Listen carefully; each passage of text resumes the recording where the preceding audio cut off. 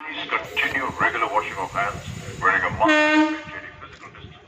Remember, a distance of 2 yards is masks are a must. In case of cough, fever,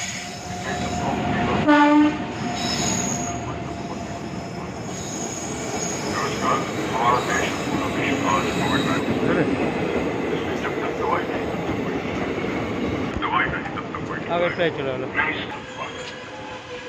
विश्व आज कोविड-19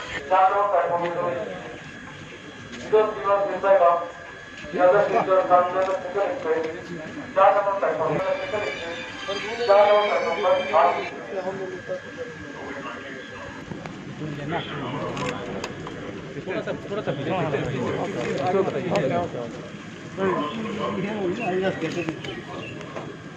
branch office हम लोग पूरा मत चलो चलो माधव हाँ ADRM सर उसको भगत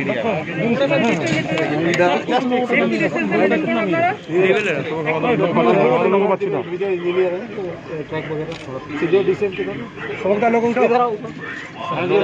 डीएमई था वो चैलेंज वगैरह he is senior division commercial manager he looks after all See, 30 years ago, when I was a union minister, my very dear friend Bhagat Charan Das, he later on became railway minister. So I am more in touch with railways. It is one of the world's most committed human resource. The state of West Bengal is very important for railways. And railways are more important for the state of West Bengal. Our railway minister Piyush Goyal is doing much for us, and that will transform the area. I have no doubt about it. Sir train का सफर कैसा रहा? सफर कैसा रहा sir? लोगों पश्चिमा My greetings to all of you. We have had a great festive season. बहुत ही संकट के हालात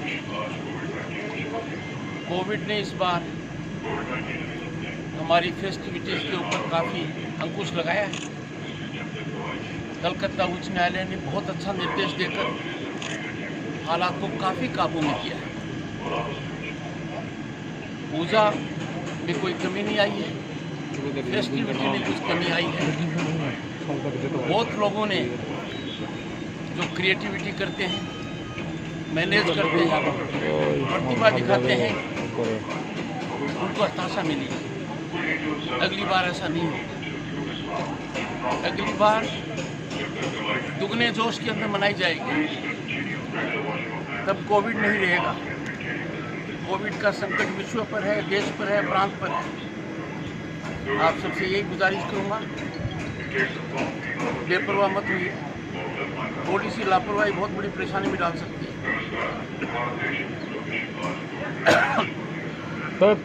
मैं मेरी नॉर्थ बंगाल की यात्रा को एक पिलग्रिमेज मान रहा हूँ। पश्चिम बंगाल का बहुत महत्वपूर्ण हिस्सा है। नॉर्थ बंगाल में बहुत बड़ा पोटेंशियल है। नॉर्थ बंगाल की प्रतिभा का, टूरिज्म का, इकोनॉमी का, वहाँ के ट्रेड का भरपूर एक्सप्लॉयटेशन होगा। लोगों को बहुत राहत मिलेगी। बहुत सुंदर इलाका है, किसी प्रकार की कमी नहीं है। कुछ इश्यूज हैं, लंबे समय से इश्यूज हैं, और देश बदल रहा है। दुनिया देख रही है कि देश बदल रहा है। जो 70 साल में सोचा नहीं वो संभव हुआ है। क्या किसी ने सोचा था भारत के संविधान से आर्टिकल 370 हटेगा? नहीं सोचा था। आज के दिन वो नहीं है। मतलब एक दृढ़ निश्चय है, दृढ़ संकल्प है। देश बदल रहा है, दुनिया देख रही है, भारत बदल रहा है। We must always keep our nation first. और नॉर्थ बंगाल की भी जो कुछ समस्याएं हैं उनका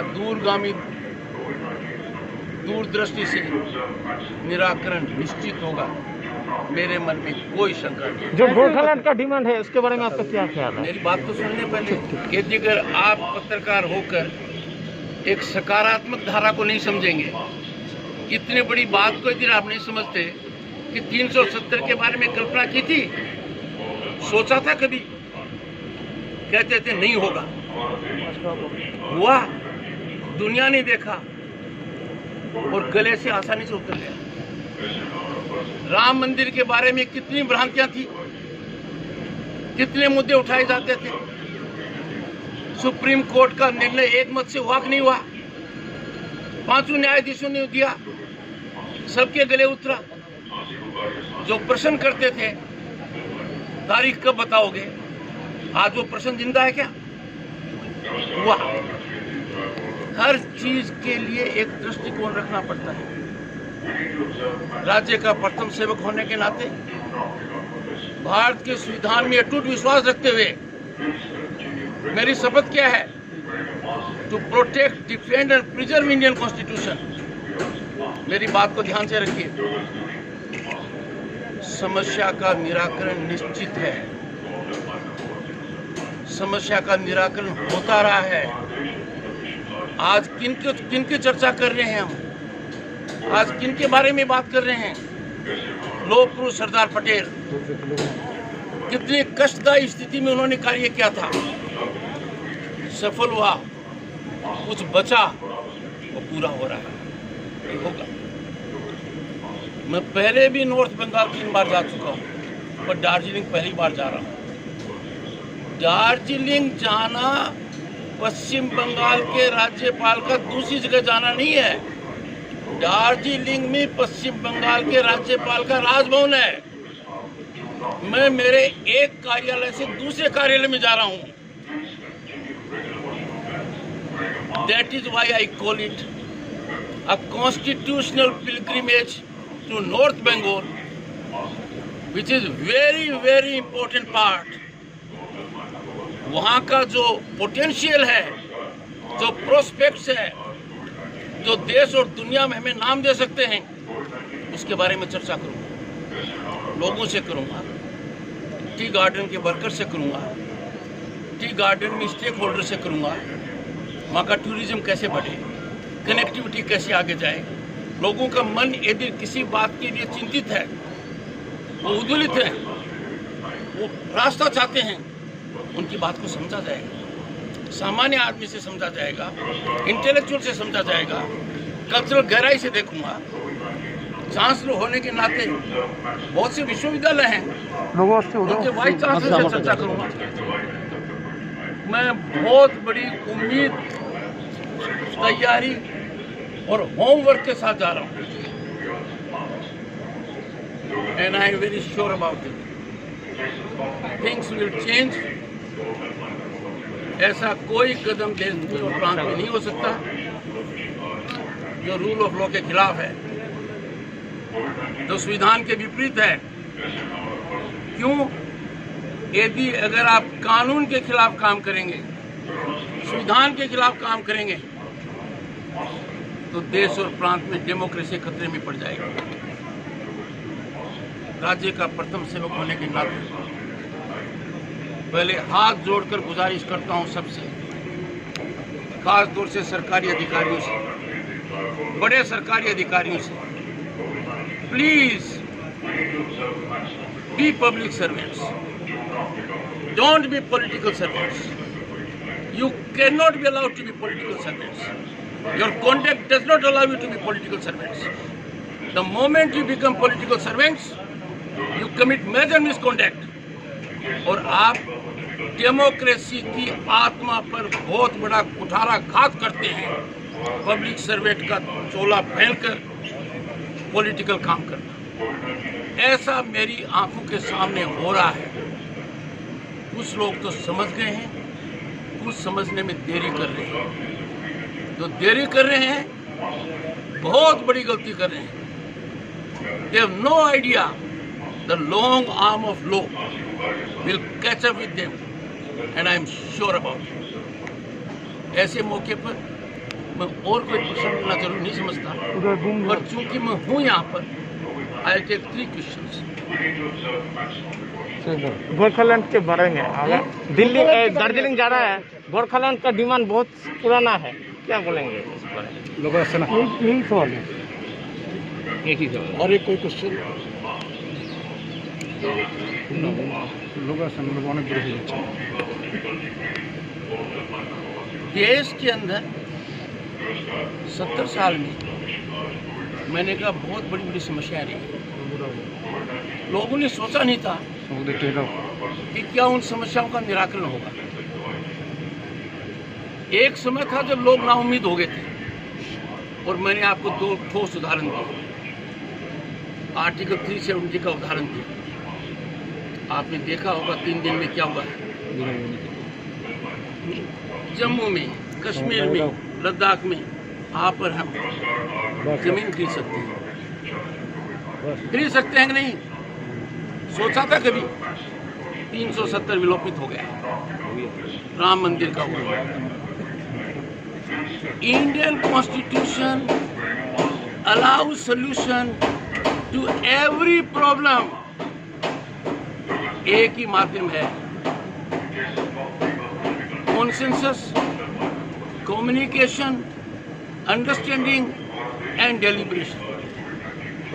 पर मेरे मन में कोई शंका नहीं है। पुलिस थाने में एफआईआर दर्ज हो सकती है, इनकम टैक्स असेसमेंट नहीं हो सकता है। कोई फर्क इसमें? और इनकम टैक्स वाला एफआईआर दर्ज नहीं कर सकता। मतलब हर किसी का कार्य क्षेत्र विभाजित है। जो समस्या है, जिसके डायमेंशंस हैं, जिसके कंटूर्स हैं, उसका समाधान कौन कर सकता है? ये सामान्य मानव को पता है। मुझे इनकम टैक्स असेसमेंट कराने के लिए पुलिस स्टेशन के पास नहीं जाऊंगा। मैं मामले को समझूंगा, दिल से समझूंगा, दिमाग से समझूंगा, भावना से समझूंगा, कल्चरल गहराई से समझूंगा, और उसके बाद यथाशक्ति निर्णय और निर्णायक स्थिति की ओर आगे बढ़ने का एक रास्ता, मार्ग प्रशस्त होगा। मैं आपको बहुत बहुत शुभकामनाएं देता हूँ। फिर कभी आऊँगा यहाँ, पत्रकार बंधुओं से ज़्यादा चर्चा करूँगा। एक बात आप हमेशा ध्यान रखिए, आप अपने प्रथम सेवक से कुछ भी प्रश्न पूछ सकते हैं, पूछते रहते हैं, टिप्पणी करते रहते हैं। मैं उस दिन की तलाश में हूँ, बिना डर के, बिना भय के, बिना परेशानी मोल लिए हुए, बिना इसकी चिंता किए हुए कि दरवाजे पर कौन दस्तक देगा। क्या ये प्रश्न आप पूछ पाएंगे जिनसे आप पूछना चाहते हैं? जिस दिन वो होगा, मुझे राजनीति के अंदर और डेमोक्रेसी में एक सुधारवादी बातें नजर आएंगी। जिस इलाके में मैं बैठा हूँ, मेरे लिए चिंता का कारण है। प्रांत में बड़े बड़े रिटायर्ड अधिकारियों को लेके पुरकाश्ता स्टेट सिक्योरिटी एडवाइजर, ये one other senior IPS officer retired, principal advisor internal security. क्या हो रहा है? कहाँ तंत्र है? अलकायदा पांव फंसा रही है, अरेस्ट हो रहे हैं। जो बाहर अरेस्ट हो रहे हैं उनके कारतंत्र यहाँ से मिले हुए हैं। बताइए, कोई सप्ताह गुजरता है जब इलीगल बम मेकिंग के यूज से किसी की मौत न हुई हो, किसी घटना में फ्रीली बम नहीं फैलाए जाते?